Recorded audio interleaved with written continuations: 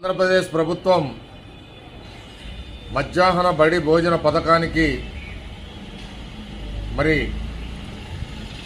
అపర అన్నపూర్ణగా ప్రపంచవ్యాప్తంగా తెలుగువారు కీర్తించే, అలానే అన్నదాతలకు స్ఫూర్తి ప్రదాతగా, అన్నదానానికి స్ఫూర్తి ప్రదాతగా నిలిచిన తూర్పుగోదావరికి చెందిన కీర్తిశేషురాలు డొక్కా సీతమ్మ గారి పేరు పెట్టడాన్ని బ్రాహ్మణ సమాజం హర్షిస్తుంది. ఎందువల్లంటే డొక్కా సీతమ్మ గారు స్వాతంత్రం పూర్వక ముందు నుంచి ఆమె 100 ఎకరాలను సైతం అమ్మి బాటసారులకి ఉచితంగా అన్నదానం కార్యక్రమాలు వారు ఆమె కుటుంబ సభ్యులు నిర్వహించేవారు. అప్పట్లో ఆమె లంకల గన్నవరంలో నివసించేది. ఆమె పేరు మరి చిరస్థాయిగా ఈ రోజున ప్రపంచవ్యాప్తంగా నిలిచిందంటే ఆమె చేసిన సేవా కార్యక్రమం వల్లే ఆమెను ఈ రోజుకి చెప్పుకోవటం జరుగుతుంది. ఆమె బ్రిటిష్ వారికి కూడా మరి వాళ్ళు ఆకలి టయానికి వస్తే అన్నం ఆహార పదార్థాలు అందించడం జరిగేది. అట్లానే లంకల్లో గ్రామాల్లో వరదలు వస్తే ఆమె వారికి పడవల్లో తీసుకెళ్లి భోజన సదుపాయాల ఏర్పాట్లు చేయటం చేసేది.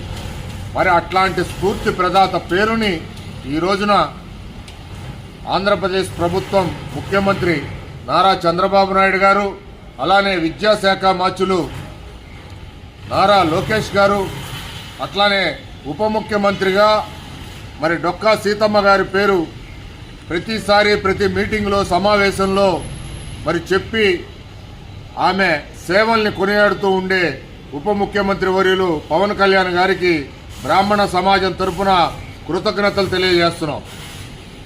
మరి ఈ రోజున ప్రభుత్వ పథకాలకి గత ప్రభుత్వంలో చూసాం, ప్రజల సొమ్మును దోచుకొని మనీ లాండరింగ్ క్రిమినల్ కేసుల్లో ఇరుక్కున్న ముఖ్యమంత్రి వైఎస్ జగన్మోహన్ రెడ్డి, మాజీ ముఖ్యమంత్రి జగనన్న గోరు ముద్దల పథకం అంట. గోరు ముద్దల పథకం, ఇదే పథకానికి ఆయన పేరు పెట్టాడు.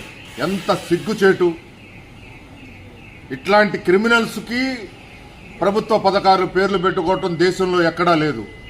మరి నారా చంద్రబాబు నాయుడు గారు గతంలో చూసినా, గత ప్రభుత్వంలో ముఖ్యమంత్రులుగా చూసినా, ఇప్పుడు ముఖ్యమంత్రిగా కాలంలో చూస్తున్నా ఆయన జాతీయ నేతలు, సేవా రంగాల్లో ఉన్న మరి కీర్తిశేషుల పేర్లని ప్రభుత్వ పథకాలకి మనం పెట్టడం చూసాం. అన్న నందమూరి తారక రామారావు గారి పేరుతో అన్నా క్యాంటీన్, అట్లానే ఈ రోజున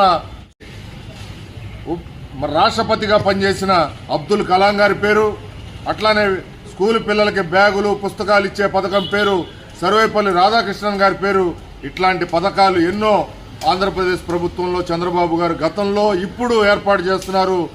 మరి ఇది ప్రజలకి ఆకాంక్షగా ఉన్న పేర్లనే పెట్టడం వల్ల ఈ రోజున భావి తరాలు, భవిష్యత్ తరాలు, విద్యార్థులు ఎవరు వీళ్ళు, ఈ పథకానికి ఎందుకు పేర్లు పెట్టారని చెప్పి వారి సేవల్ని తెలుసుకొని వారిలాగా భవిష్యత్తులో ఈ దేశంలో మారే పరిస్థితి ఏర్పడుతుంది.